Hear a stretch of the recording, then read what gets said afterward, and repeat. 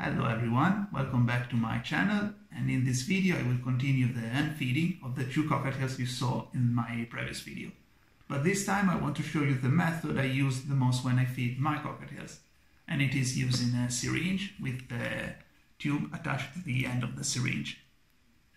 This is a reusable syringe. It's easy to disassemble and clean. As you can see, one can detach its pieces very easily, and here I attach the tube. Okay, this is a method I recommend only for those who has some experience feeding cockatiels or birds in general, and for the beginners I'd suggest to stick with the method I showed in the previous video. Good things about this method is it's faster, and it's also cleaner because the bird won't get all messed up with the formula in its feathers, and so after the feeding you won't have to clean the bird, and it's something that sometimes is stressful for the bird. Also, doing things faster, the temperature of the formula won't drop while you're feeding, and if done right you make sure that the formula won't go into the respiratory tract. The risk is, if you are inexperienced, you could miss the esophagus, but it's very unlikely. But also, if you are not very gentle, you could cause some traumas into the esophagus when you go down with the tube. That's a butterfly, and it's basically a tube that I cut and attached to the end of the syringe. At the first feedings, I like to use a butterfly cut in this way.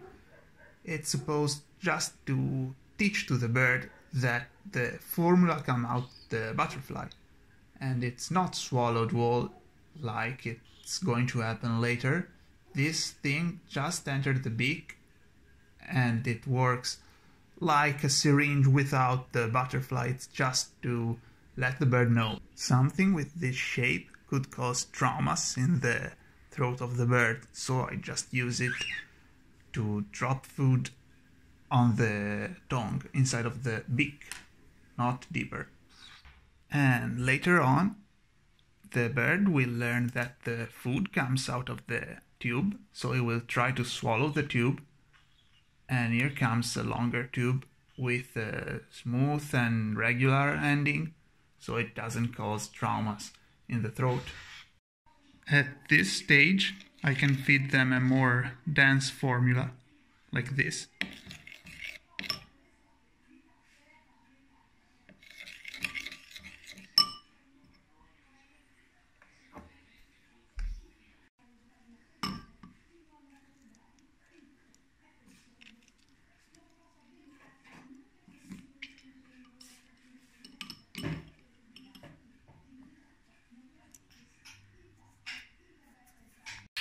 One thing that makes me advise you against using this technique unless you are experienced is that if the bird is making resistance and he doesn't want to eat from the tube and you push it anyway, it could vomit the formula, and the formula could go in the respiratory tract, and that's deadly, so you should only do it if the bird is actively trying to eat from the tube.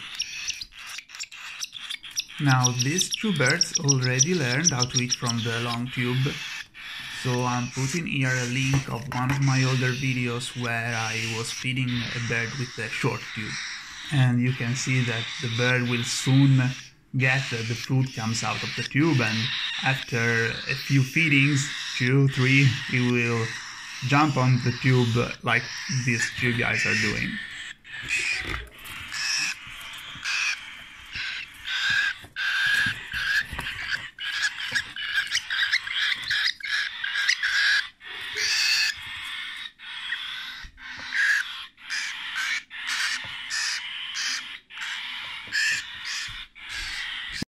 So this is the cage I'm using right now. This is temporary because outside it's very cold and they've never been outside, so it'd be very dangerous to put them outside after they are used to the indoor temperatures. So this used to be a terrarium I had for many years, a water dragon, then it died and I turned it into this very cheaply made aviary, but it still works great. Anyway, as you see, at this time they can't stay in the box anymore, they need to practice with their wings. So you need to put them in a cage, a big one,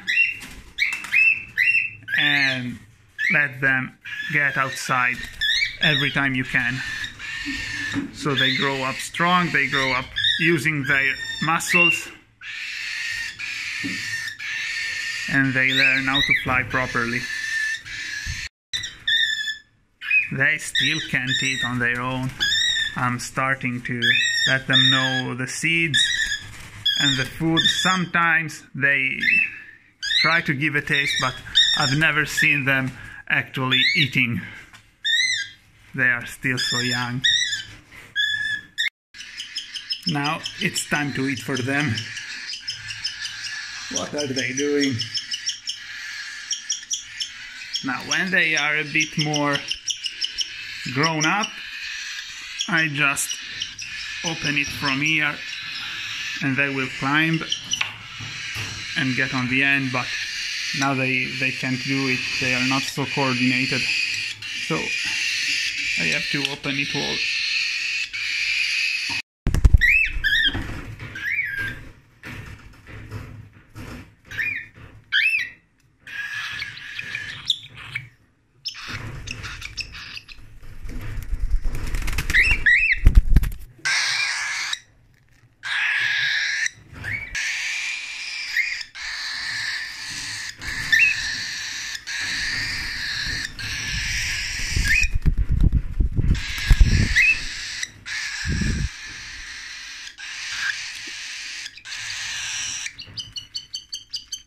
It's hard to feed them with only one hand.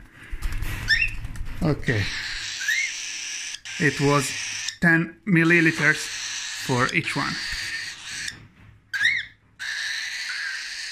At this time they need to have free access to their pellets, seeds, millet and water, but a very important thing is that cockatiels learn how to eat by playing with the food.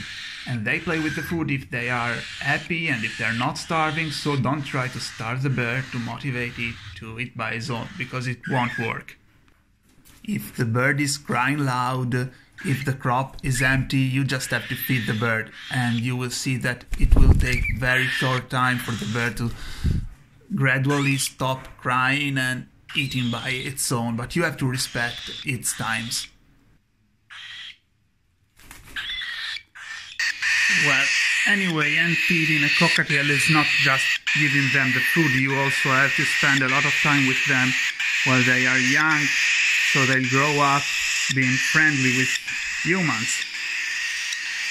So if I just feed them this fast and then put them back in the cage and go doing my business, they won't be very equilibrated subjects.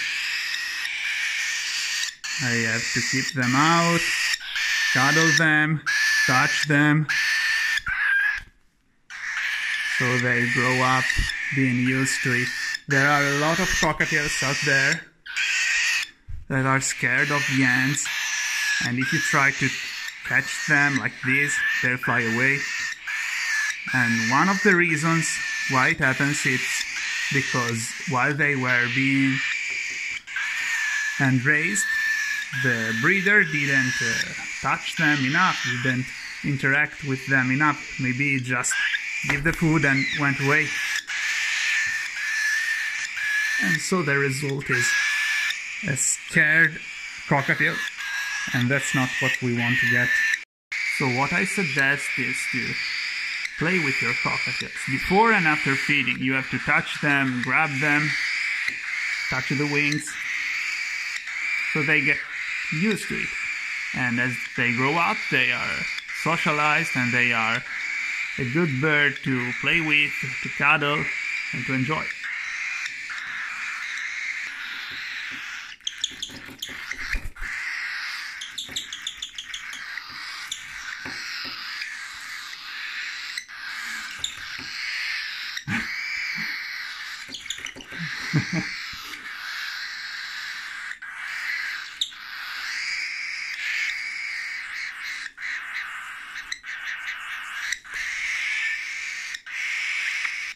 Then, when you are done playing with them, you can put them on your shoulders,